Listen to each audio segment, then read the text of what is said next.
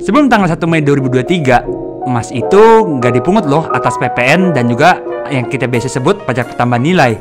Nah, tapi dengan adanya aturan baru yang dibuat oleh Kementerian Keuangan, ada nih aturan barunya. Aturan barunya gue taruh ya di sini ya. Nah, kira-kira gimana sih implementasinya dalam pelaksanaan kalau misalnya emas itu dipungut atas pajak pertambahan nilainya? Yuk kita langsung masuk aja ke inti videonya. Dari sisi PPh-nya dulu nih yang kita bahas nih. Waktu sebelum adanya aturan ini, PPh atas emas ini harganya itu 0,45%. Tapi dengan adanya aturan baru ini, PPh atas emas itu cuman jadi 0,25%. Oke, tadi udah bahas dari pajak penghasilannya. Sekarang kita masuk ke bagian yang paling gue concern nih sebenarnya, yaitu pajak pertambahan nilai. Kalau yang gue mau bahas pertama kali atas pajak pertambahan nilai, itu ada dua nih. Yang pertama adalah kalau misalnya posisi kita sebagai pabrikan emas. Jadi kasarannya kita yang memproduksi. Nah, yang kedua itu kita sebagai pedagang emas.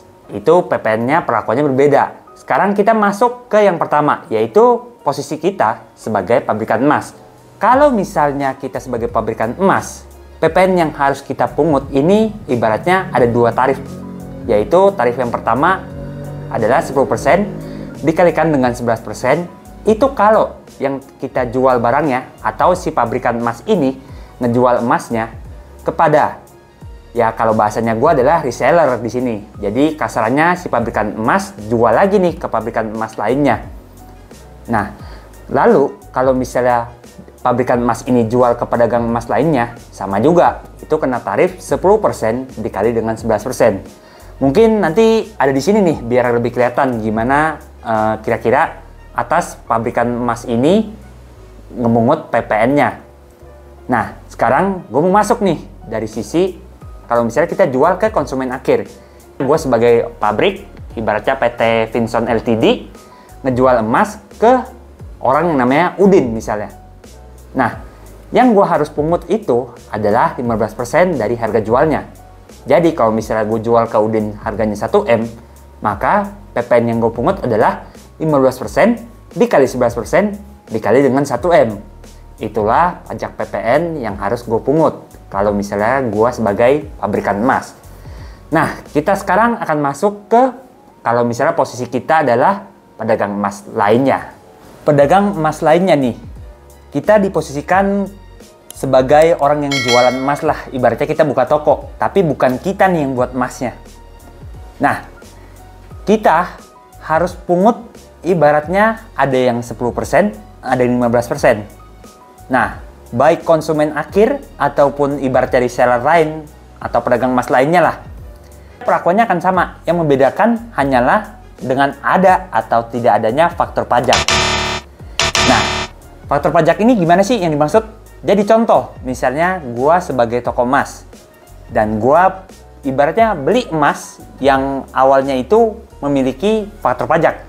Gue kasih contohnya ya, kalau misalnya faktor pajak tuh kayak gimana bentuknya. Nah, jadi kalau misalnya gue punya barang ini atau si faktor pajak ini, gue kalau misalnya jual baik ke konsumen akhir maupun pedagang emas lainnya, gue cuma kena tarif 10% dikalikan dengan 11%. Nah, itu kalau gue ada faktor pajaknya. Nah, pertanyaannya, kalau misalnya gue nggak ada faktor pajaknya, gimana dong?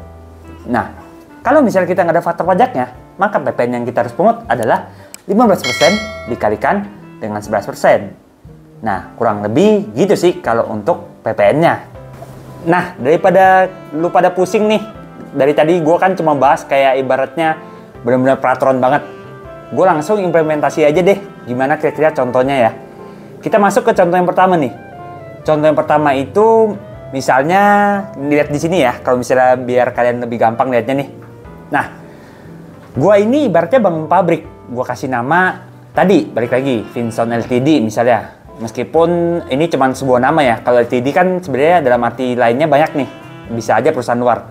Nah, ini benar-benar namanya misalnya Vinson Ltd. Nah, si Vinson Ltd ini ibaratnya berhasil membuat emas nih. Ibaratnya dia yang produksi sendiri atas emasnya itu.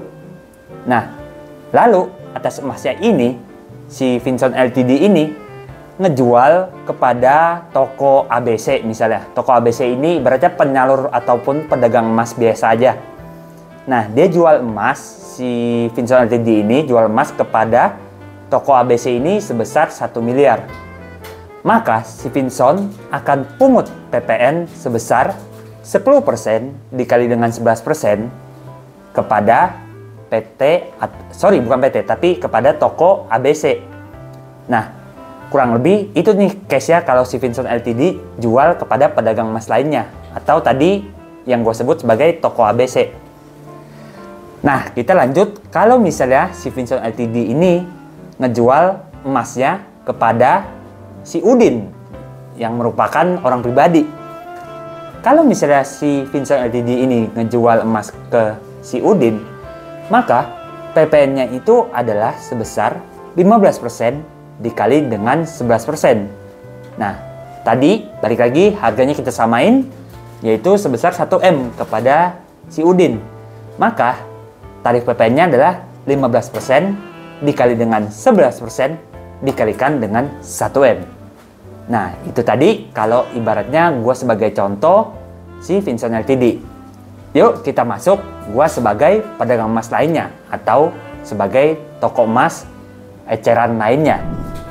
Nah, sekarang kita ke posisinya si toko ABC ini. Tetap lihat di sebelah kiri ini ya, di layar gue. Nah, kalau misalnya kita sebagai toko ABC, ini perlakuannya baik kita jual ke ibaratnya toko DEF ataupun kita jual ke si Udin, tetap perlakuannya akan sama. Yang membedakan adalah si toko ABC ini punya nggak sih faktor pajak atas emas yang sebelumnya, ataupun dia nggak punya atas faktor pajak emas yang sebelumnya. Yuk kita langsung ke contohnya aja.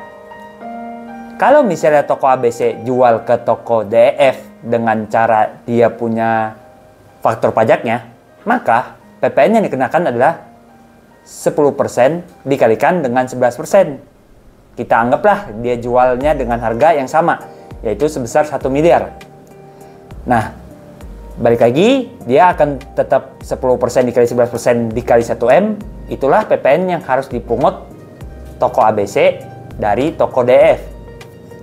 Nah, lalu kalau misalnya kita toko ABC jual ke si Udin contohnya. Nah, itu perlakuannya akan tetap sama juga dengan perlakuan dia jual ke toko DF. Karena dia punya faktor pajak. Nah, yang membedakan adalah kalau misalnya si toko ABC ini ngejual barangnya ke toko DF dan juga dia jual ke si Udin tapi nggak ada faktor pajaknya.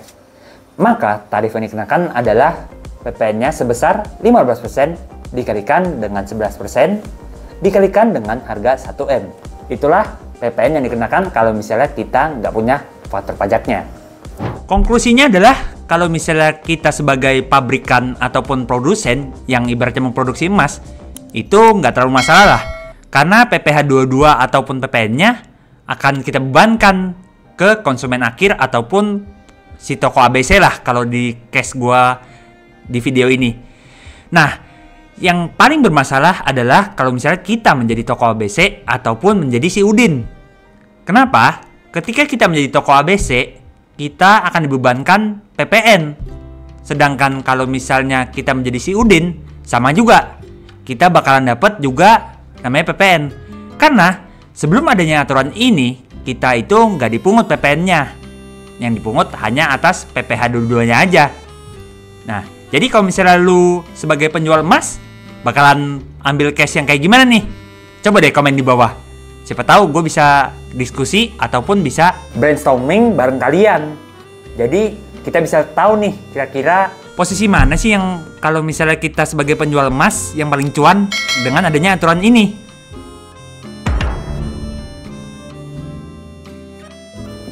BC, si toko ABC. Udah lanjut aja ngapain? Oh, lanjut. Tadi kan Vinson Ltd, sekarang gue mau jadi si toko ABC-nya nih.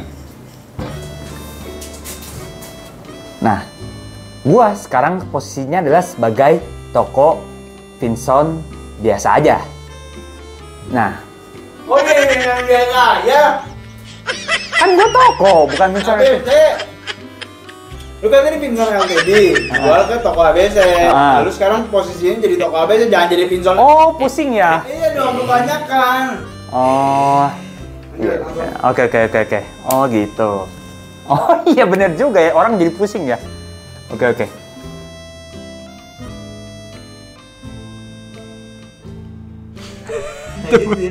Enggak, ataupun bisa. Gimana gue tahu mau. Ataupun bisa. Ngobrol. Coba stop dulu.